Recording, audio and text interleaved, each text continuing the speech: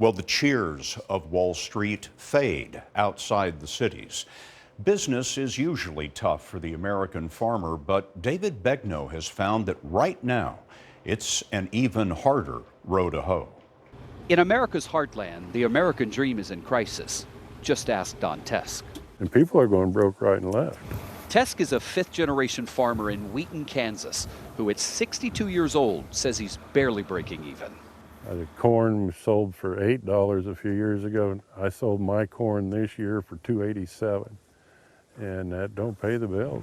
Tesk says an increase in worldwide production is contributing to a multi-year decline in prices for key commodities like corn and wheat, all the while the cost of operating a farm is steadily increasing. The Department of Agriculture predicts farmers' incomes will drop an additional 9% this year, extending the worst slide in generations.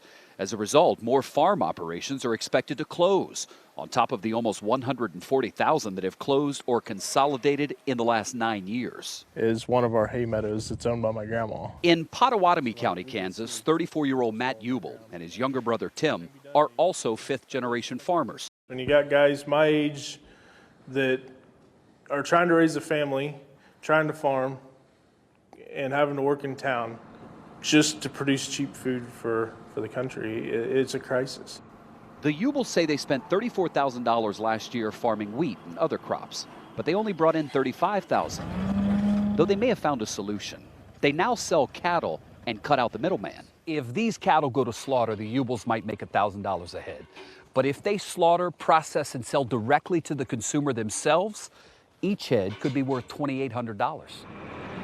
With an uncertain future for farmers, those like Don Tesk can only hope the family farm will survive. And we're going to lose another generation of farmers through this, and that's sad. David Begnaud, CBS News, Pottawatomie County, Kansas.